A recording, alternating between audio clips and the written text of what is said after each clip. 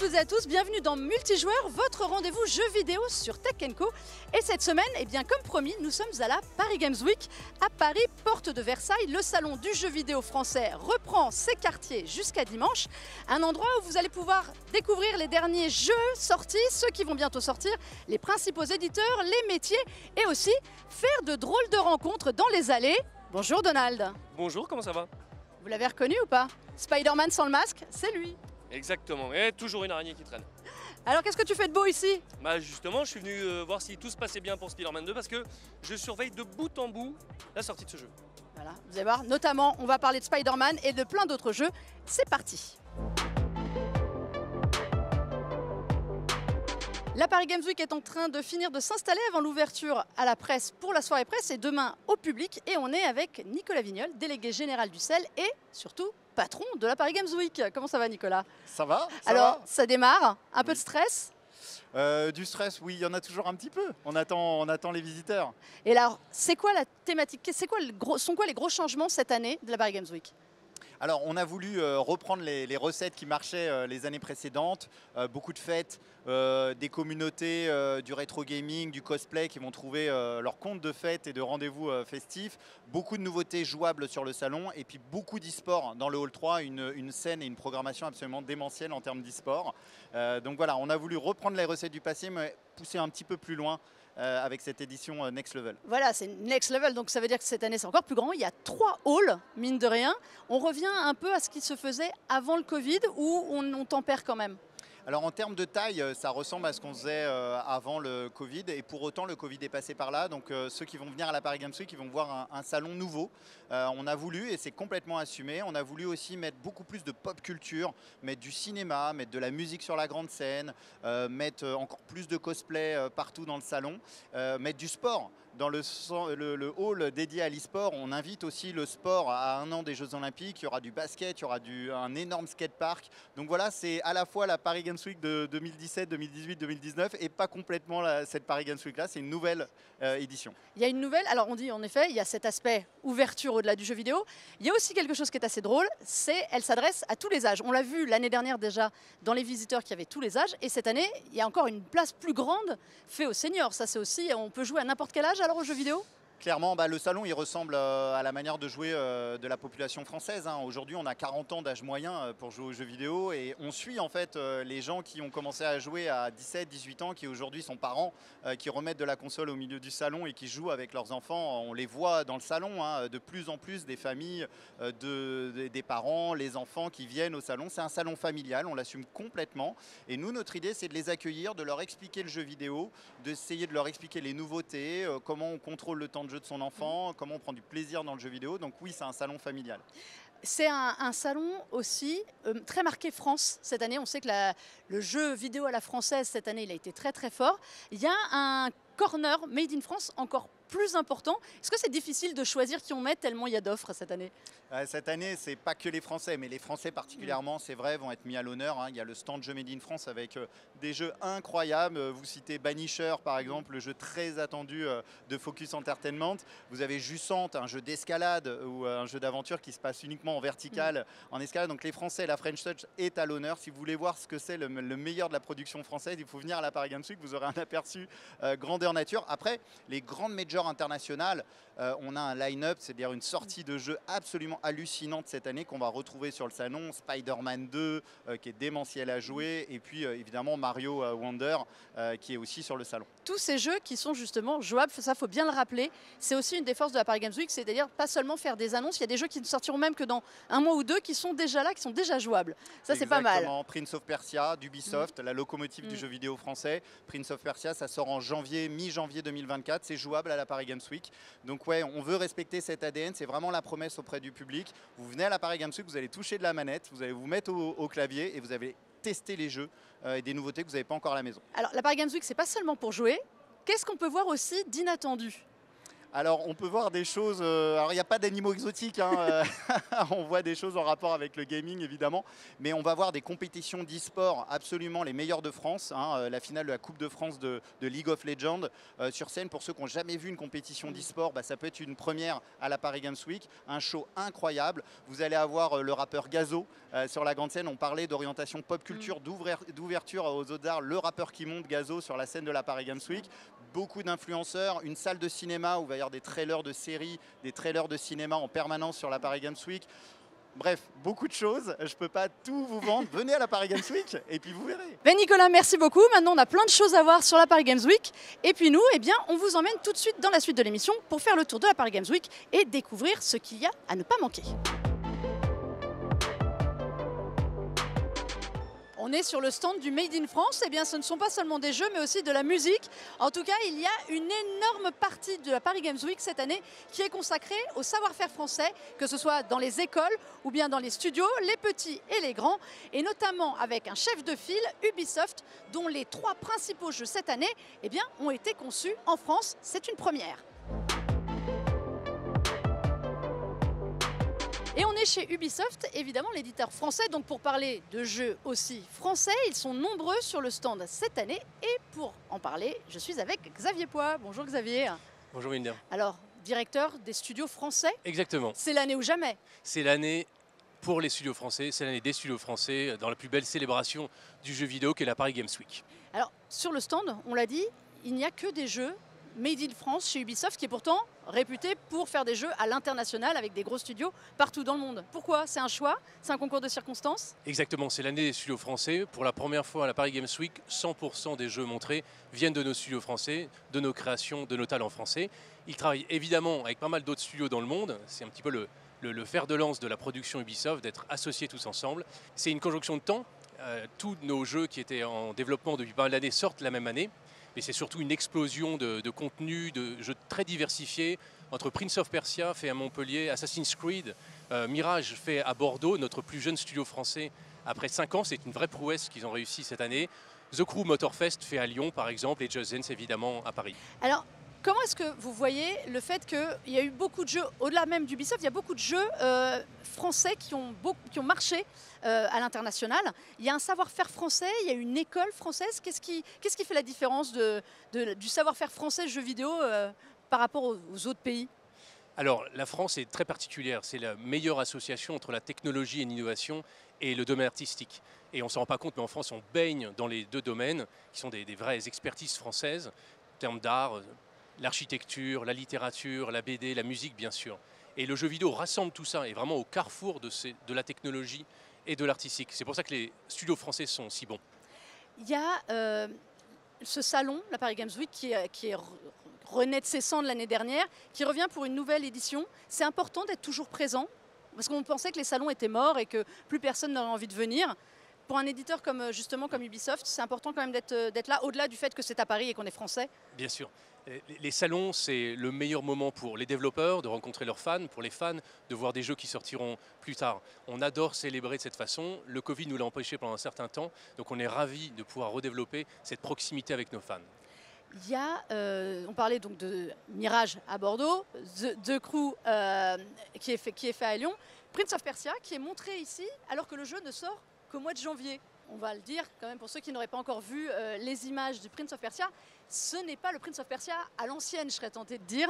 C'est une version beaucoup plus moderne, c'est une version, on dirait presque enfantine, mais qui ne l'est pas parce que moi je l'ai testé et donc je le sais.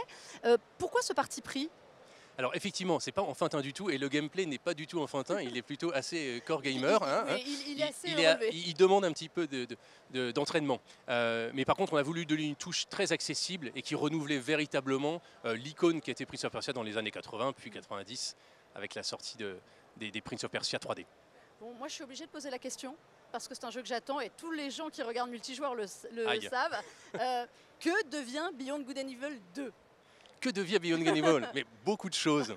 Non, Beyond Good and Evil, c'est probablement le jeu le plus ambitieux sur lequel on a eu à travailler en France. Et c'est à la fois une ambition technologique, un vrai challenge, un vrai défi technologique, mais également un défi de taille, j'allais dire, de jeu. Donc les équipes travaillent vraiment dur sur le jeu aujourd'hui. Je ne vais pas vous en dire plus, mais je serais ravi dans une prochaine fois de, bien sûr, et certainement la Paris Games Week un jour. Ah, bon, déjà c'est une bonne information. Pour revenir plus sérieusement, quand on est à la tête des studios français, comme c'est votre cas, ça veut dire quoi? Ça veut dire qu'il faut quand même donner une impulsion et dire que le savoir-faire initial, il est là? Alors les studios français, c'est 2600 personnes. C'est les studios pionniers de chez Ubisoft. Ils ont créé beaucoup de marques. Donc c'est vraiment des studios créateurs de marques, Just Dance, Rabbids, Rayman et bien d'autres évidemment, dans tous les styles, à la fois un petit peu casual comme j'ai dit pour Just Dance, mais également très hardcore comme Ghost Recon ou Prince of Persia qui est également une petite touche relativement core gamer. C'est le fruit du talent des studios français qui s'exposent aujourd'hui à la Paris Games Week. Donc les studios français, c'est des studios pionniers, mais c'est des studios bourrés de talent, à la fois technologiques, sur la technique, sur nos moteurs, sur l'affichage. On retrouve dans les meilleures écoles évidemment de France, et ça c'est une des particularités françaises, et également évidemment dans les métiers artistiques, dans l'animation. Et c'est ce qui nous permet aujourd'hui, et je pense que c'est ça la vraie force des studios français, c'est de savoir faire des jeux très diversifiés. Entre un Assassin's Creed Mirage qui est un open world historique, avec un gameplay stealth, retour aux sources d'ailleurs, qui est très apprécié par les joueurs, un jeu un peu plus en 2D, qui est une sorte de tableau vivant, qui est également sur la Perse avec Prince of Persia, ou un jeu comme Just Dance qui est extrêmement casual. Je n'oublie pas Motorfest, The Crew Motorfest, un jeu de voiture open world qui ravit l'ensemble des fans de cette licence. Et j'incite tout le monde à venir tester nos jeux, des jeux qui sont ou déjà sortis ou qui sortiront beaucoup plus tard. Bah super, et bah merci beaucoup Xavier. Merci beaucoup Linda. La force de la Paris Games Week cette année, c'est d'avoir les 3 principaux constructeurs présents. Nintendo, PlayStation, Xbox, ils sont tous là pour présenter leur dernière sortie, les jeux qui vont arriver. Et pour eux, être présents sur un tel salon, c'est extrêmement important. Comme tous les ans sur la Paris Games Week, eh bien, Xbox est présent avec toutes les dernières sorties, le Game Pass, Starfield évidemment et Forza Motorsport. Et cette année, pour nous parler de la présence aux couleurs vertes, Cédric Mimouni. Bonjour Cédric. Bonjour Melinda, avec plaisir. Alors, nouvelle fonction pour la France aujourd'hui. Et ça veut dire quoi alors d'être présent sur la Paris Games Week? C'est important?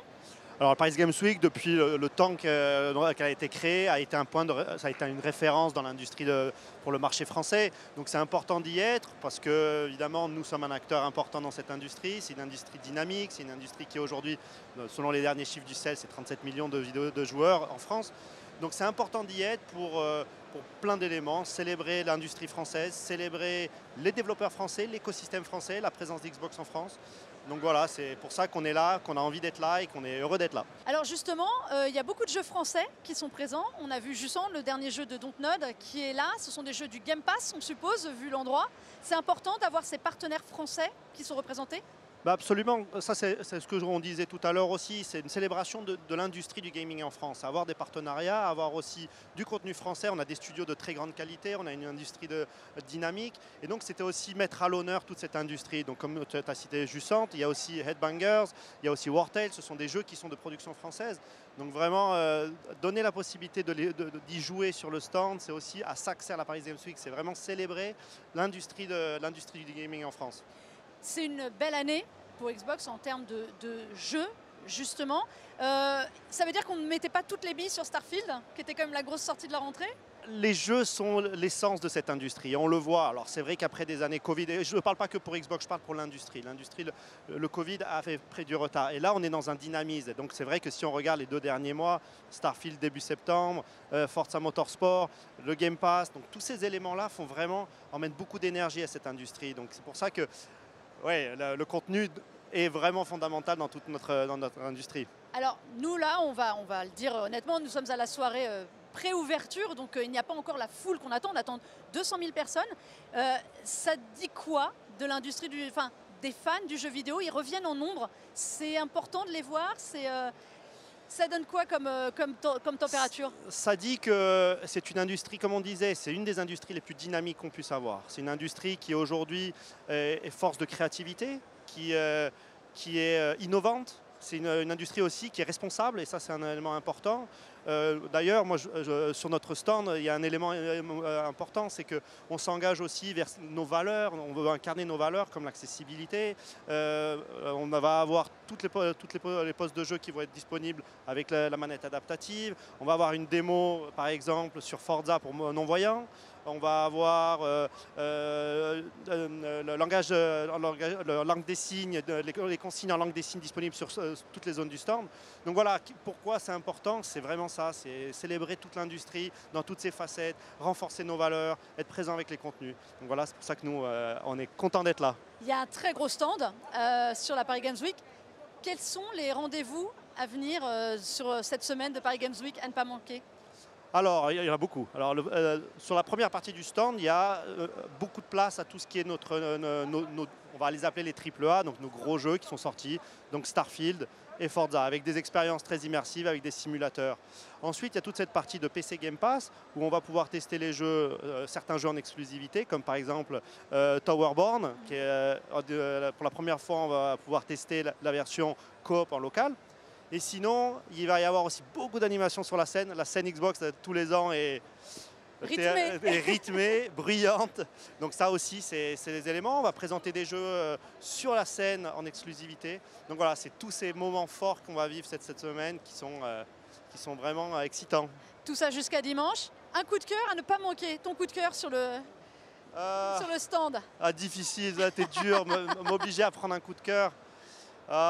Jussant peut-être, je trouve que là aussi c'est une belle fraîcheur dans cette industrie, le studio Dontnod qui est français, donc je pense que voilà, ça serait mon coup de cœur. Ouais. C'est un très beau jeu, on en avait déjà parlé dans Multijoueur, vraiment ne ratez pas ce jeu. Si vous êtes sur le salon, eh bien allez-y, vous pouvez y jouer, le tester, ça vaut vraiment le coup. Merci beaucoup Cédric. Merci Belinda, avec plaisir. Des jeux stars de la fin d'année, Spider-Man 2 est sorti et cartonne. On est au cœur du laboratoire sur le stand PlayStation de la Paris Games Week. Mais il n'y a évidemment pas que ça dans l'actualité du fabricant. On en parle tout de suite avec Emmanuel Grange. Bonjour Emmanuel. Bonjour, bienvenue sur le stand PlayStation. Un magnifique stand aux couleurs de Spider-Man. Exactement, nous sommes très heureux de pouvoir présenter enfin un jeu jouable sur la Paris Games Week, Spider-Man 2, qui a été lancé le 20 octobre. Et qui fonctionne très très bien. On est très très content du retour de nos fans et de nos joueurs. Et qui sont déjà nombreux à se presser pour tester le jeu. Alors, vous n'étiez pas à la Gamescom, vous êtes sur la Paris Games Week, c'est important d'être là? C'est très important. C'est peut-être le seul événement européen dans lequel tous les constructeurs se retrouvent et pas que. L'ensemble des éditeurs qui viennent sur un salon qui est beaucoup plus grand que l'année dernière, présenter tous les jeux, toute l'actualité, des jeux qui sont jouables et des jeux qui ne sont pas forcément encore sortis. On a un partenariat avec par exemple nos amis de Square Enix qui sont juste à côté de nous pour le lancement de Final Fantasy VII Rebirth. Alors, c'est une grande année pour PlayStation sur les jeux. C'est aussi une année où on voit PlayStation arriver avec du matériel, notamment, alors on sait que vous avez récemment annoncé une nouvelle, comment dire, un nouveau format de PS5, une console PlayStation Portal aussi qui arrive, une manette Access pour l'accessibilité. C'est important d'aller sur le matériel aussi. Alors, on a devant nous une fin d'année sûrement historique pour PlayStation. On a beaucoup parlé des jeux, il y a 2500 jeux jouables sur la plateforme et en particulier Spider-Man 2. Mais c'est vrai, comme vous le dites, aujourd'hui on a innové. On a cette année énormément de nouveaux produits. Alors, vous ne les avez pas cités, mais on a démarré l'année en lançant la nouvelle manette DualSense Edge, on a lancé le PlayStation VR 2 et là devant nous on a effectivement beaucoup de nouveautés. Le PlayStation Portal qui sera lancé le 15 novembre, alors qui est un produit qui sert à streamer sa console et donc de jouer sur un écran 8 pouces LED. Mais qu'on ne peut pas voir ici, on ne peut pas tester encore. Non, ça ne peut pas être testé aujourd'hui, mais je pourrais vous le montrer tout à l'heure. On le verra ensemble. Voilà. Donc ça c'est vraiment pour nous une nouvelle innovation pour compléter l'écosystème de PS5 et pouvoir jouer dans son salon sans forcément mobiliser la télé familiale, voire même en Wi-Fi si on a une bonne connexion. Alors pas que, puisqu'on a donc là un produit technologique comme c'est le faire Sony avec le PlayStation Portal, mais en même temps nous avons une manette complètement personnalisable, hautement inclusive, qui est la manette Access, qui sera lancée elle le 6 décembre. C'est vraiment une sorte de kit de manette complètement personnalisable. Alors, c'est justement un domaine de l'accessibilité sur lequel vous n'étiez pas forcément présent, à part dans certains jeux où il y avait énormément de réglages, on pense notamment The Last of Us, c'était important d'avoir du matériel. Spider-Man 2, ou Spider-Man 2 aussi, ouais. Dans le jeu, c'est très important de rappeler toutes les fonctionnalités d'accessibilité qui sont très très importantes pour permettre à tous les joueurs, tous les types de joueurs de profiter de nos jeux. Mais c'est vrai qu'on avait mis peut-être un petit peu de temps, mais je trouve qu'on a vraiment un produit différenciant, une vraie innovation dans le sens où c'est un kit de manette complètement personnalisable qui permet à chaque joueur de trouver la meilleure configuration qui lui permettra de jouer, quelle que soit sa situation de handicap, plus longtemps et dans des meilleures conditions. Et à n'importe quel jeu? Et à n'importe quel jeu. Ça c'est important aussi parce qu'on en parle justement, il y a une énorme densité de jeux en fin d'année sur toutes les consoles, donc forcément sur la PS5. Alors, quel est votre avis sur cette densité de jeux? On ne sait plus à quoi jouer. On ne sait plus à quoi jouer, mais c'est vrai dans tout le secteur de l'entertainment. Alors moi, je vais vous donner une réponse. D'abord, vous jouez à Spider-Man 2. Facile. Sur PlayStation 5. C'est quand même le premier en exclusivité sur PS5. C'est vrai. Donc il faut en profiter. Mais c'est vrai aussi qu'il faut rappeler que tous les principaux jeux sont sur notre plateforme. Que ça soit eSport, FC24 ou demain Call of Duty ou on l'a cité tout à l'heure Final Fantasy 7. Cet écosystème-là sur notre plateforme, 2500 jeux, est toujours très important et permet à tous, que ça soit sur des jeux aussi grand public, comme on n'a pas cité Ratchet & Clank, à chacun de trouver son bonheur sur la plateforme. À quoi vous jouez? Ne me dites pas Spider-Man 2. Vous savez, cette année c'est très particulier. Pour la première fois, la console est disponible en magasin. On a le premier Noël où les joueurs pourront acheter une PS5 facilement et pouvoir profiter de l'expérience PS5 avec tout l'écosystème dont on a parlé tout à l'heure, tous les accessoires. On lance encore des nouvelles manettes pas plus tard que vendredi. On a des services qui se développent. On a parlé du PlayStation Portal, mais on a aussi la fonctionnalité de streaming pour nos abonnés PS Plus Premium qui a été lancé il y a une semaine. Voilà, énormément de choses qui complètent cet environnement et c'est pour ça que je parlais d'une offre exceptionnelle. On a les produits, on a les services, on a les jeux. Bon, ben merci beaucoup en tout cas.